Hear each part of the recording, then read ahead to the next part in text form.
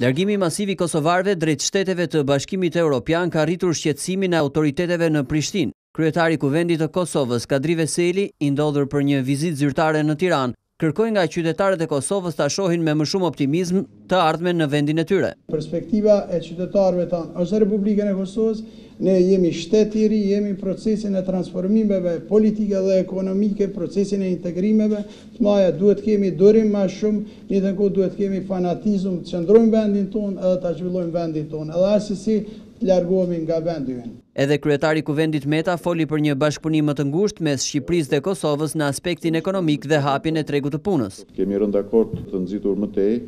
të dy qeverit tona, të Shqipërisë dhe të Kosovës, për të qenë edhe më aktive dhe më produktive, dhe besojmë se mbledhja e ardhshme